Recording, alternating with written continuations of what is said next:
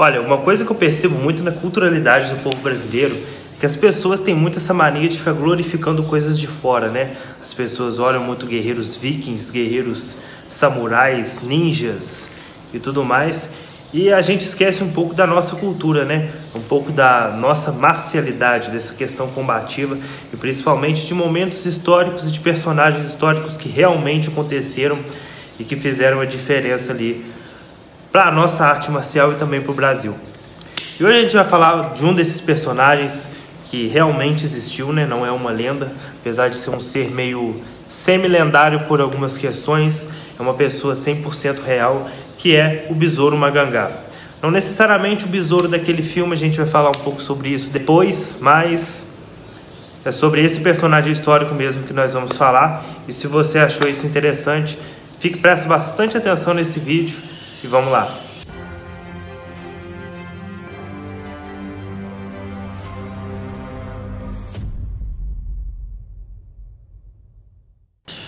Fala galera, como é que vocês estão? Espero realmente que sejam todos bem. Eu sou o Avner, sejam muito bem-vindos ao meu canal. Pessoal, há uns anos atrás eu fiz alguns vídeos falando sobre valentões da capoeira.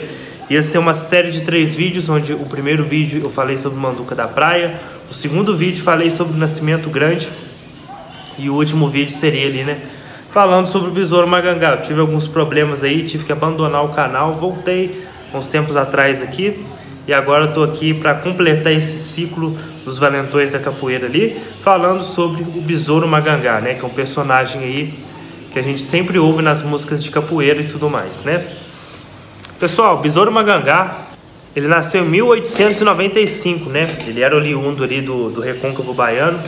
E ele trabalhou na região ali de Santo Amaro, é Santo Amaro mesmo? Isso, Santo Amaro, numa época onde houve uma grande prosperidade ali dos canaviais. Eles precisavam transportar isso, né, de Santo Amaro ali para Salvador. Ele era uma das pessoas responsáveis ali. Esse é meio que o contexto da época, né? O Besouro Magangá, pessoal, desde cedo ele aprendeu capoeira ali com o mestre Alipo, né? Eu vou ler uma parte aqui de um artigo que eu peguei. Manuel Henrique, que era o nome dele, que desde cedo aprendeu os segredos da capoeiragem com o mestre Alípio no Trapiche de Baixo, foi batizado como Besouro Magangá, por causa da crença que muitos diziam que quando ele entrava em alguma embrulhada, o número de inimigos era grande demais, sendo impossível vencê-los, então ele se transformava em um besouro e saía voando. Pessoal, isso aí é uma coisa muito interessante da gente aprender, porque a gente começa a perceber ali que desde cedo sempre há essa questão semi-lendária das pessoas, né? Tem um personagem que eu gosto muito que é o Batman. Eu vejo vários vídeos do Batman falando sobre isso e como ele assombrava seus inimigos e como ele usava essa imagem para criar um imaginário. Você vê que essa questão do Besouro Magangá não veio depois da morte dele, né? Não foi uma lenda criada, foi algo ali meio que contemporâneo da época dele, né? As pessoas já tinham esse costume de falar que ele se transformava num besouro e saía. Isso é muito importante, pessoal, até mesmo nessa questão de rua, porque a gente começa a perceber que as pessoas sempre são covardes e medrosas, principalmente pessoas ali muito metidas, né, a brigão, que gostam muito de oprimir as pessoas e tudo mais. Isso é muito interessante da gente conhecer. Pessoal, essa questão da capoeira também, a gente tem que levar em consideração que a capoeira daquela época é completamente diferente dessa capoeira que a gente tem agora, né? Mais puxado para a época da malandragem e tudo mais. Era uma capoeira mais de rua, mais violenta, né? Inclusive o próprio Besouro Magangá, ele fez parte do Exército Brasileiro.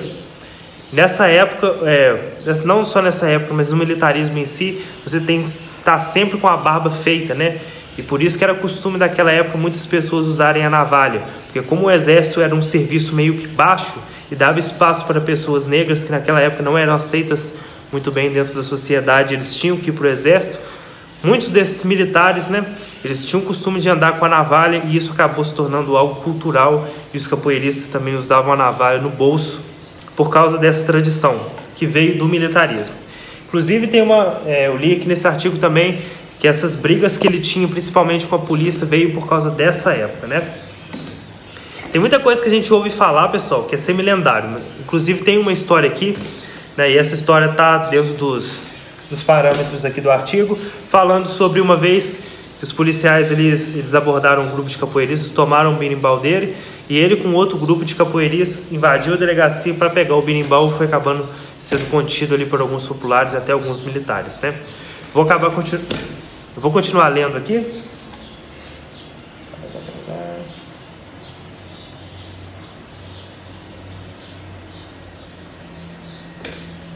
Vamos lá, pessoal. Segundo Antônio Liberac Cardoso Simões Pires, suas práticas não podem ser associadas ao banditismo, pois Besouro sempre se caracterizou como um trabalhador por toda a sua vida, nunca sendo preso por roubo, furto ou atividade criminal. Suas prisões foram relacionadas a ações contra a polícia, principalmente no período em que esteve no Exército, que foi o que eu acabei de falar. Algumas documentações registram confrontos entre Besouro Maganguá e a polícia, como ocorrido em 1918. É isso aqui ele falando da história que eu já falei. E aqui, pessoal, falando sobre estilo de luta, capoeira praticada no Recôncavo Baiano no final do século XIX e início do século XX apresentava aspectos próprios. Tinha seus traços lúdicos, inserções de instrumentos de cordas. Possivelmente houve uma mescla entre a prática do samba e da capoeira. É aquela história que a gente já sabe, né? E nos treinamentos de luta envolvia técnicas em torno do uso de armas como a faca, navalha. O chapéu era um importante elemento na defesa das investidas de mão armada. A gente vai chegar nesse ponto aí, viu, galera? Os praticantes de capoeira desse período desenvolviam técnicas de ataque com faca, navalha, que consistia no ato do lutador amarrar sua arma em um elástico, e no treino o ato de lançar a arma, ferir o adversário e retornar a mão novamente. Isso aqui, pessoal, eu acho meio complicado, né? Igual a história da navalha no pé.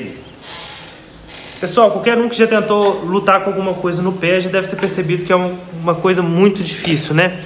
E em termos de combate mesmo, o combate, pessoal, principalmente em rua, ele tem que ser simples, fácil e eficaz. Simples de ser aplicado, fácil de você conseguir aplicar e tem que ser eficaz, entendeu? Então, tipo assim, é muito mais eficaz você usar uma navalha na mão do que no pé.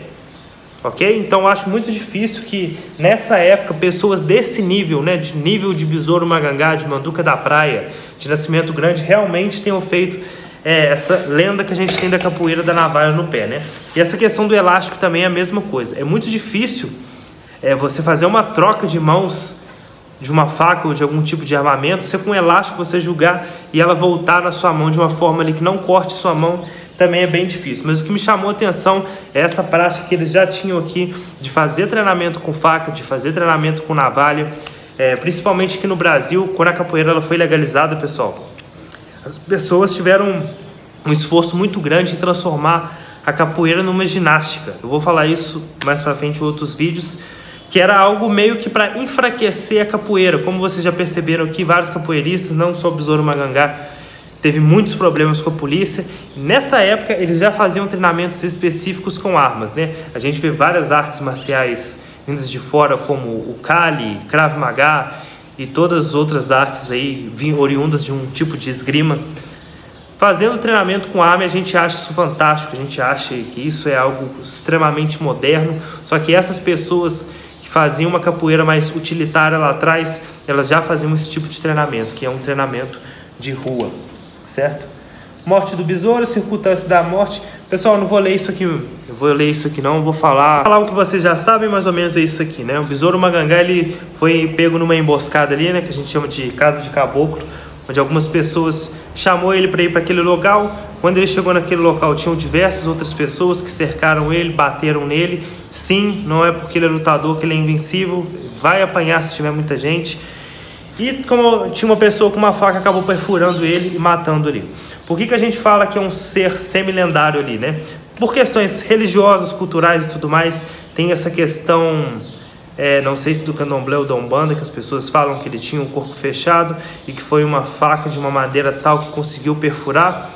Isso aí vai da crença e da religião de cada um, pessoal, mas o mais importante é que ele foi perfurado no combate contra vários oponentes. Ele caiu numa emboscada ali que provavelmente ele conseguiria prever, a gente não sabe ao certo, mas pelo histórico dele, né, de guerreiro e tudo mais, provavelmente ele conseguiria prever, né? Sabendo da história dele, pessoal, agora a gente chega no ponto importante do vídeo, né? Quem já viu o filme do Besouro já deve ter percebido que o filme não tem absolutamente nada a ver com isso aqui que eu falei. Essa é uma das questões de ser um ser semi-lendário, né? Porque quando você pega uma pessoa real, você pega o nome dessa pessoa e você fala que você vai fazer uma biografia, espera-se que você vai fazer uma biografia 100% real, retrativa dessa pessoa, né? O que não foi o caso do filme ali. No caso do filme, eles meio que fizeram, né, uma homenagem ali, fizeram uma releitura, meio que uma homenagem, só que aquilo ali, biograficamente, não é 100% correto, beleza? Isso a gente leva em consideração também várias outras coisas, pessoal. Tomem bastante cuidado com coisas que vocês acabam acreditando ali, principalmente no meio marcial, beleza? Essa questão de faca que usava com elástico, navalha no pé, gente que voa, gente que tem corpo fechado. Tudo bem que algumas pessoas acreditam, mas isso é uma coisa que é bom sempre ficar atento. Você nunca coloca a sua vida nas mãos do destino, nas mãos de algo extremamente esotérico ou de algo extremamente habilidoso, né? A gente tem que ter um preparo quando o assunto é defesa pessoal, principalmente quando o assunto é combate de rua, porque pessoas são imprevisíveis, quem briga na mão é criança e quem briga sozinho é menino. Estou cansado de explicar isso para vocês, é uma coisa que eu gosto sempre que vocês levem em consideração. Em questão de racismo, preconceito e tudo mais, tem essa história de que o Besouro Magangá, muitas das vezes, ele entrava em confusões por questões raciais, né? Ele viu uma pessoa sendo maltratada, ele viu uma pessoa sendo sofrendo racismo e tudo mais, e ele partia para porrada mesmo, e é isso aí. Aí a gente entra muito na questão de legado, né? Nessa questão mais ideológica no sentido pessoal, né? De você não aceitar algumas coisas de cabeça baixa. Isso eu acho muito interessante. É uma coisa que eu também achei muito interessante quando a gente viu o Nascimento Grande falando que ele não procurava briga, mas sempre quando tinha uma briga ele não corria, ele aceitava.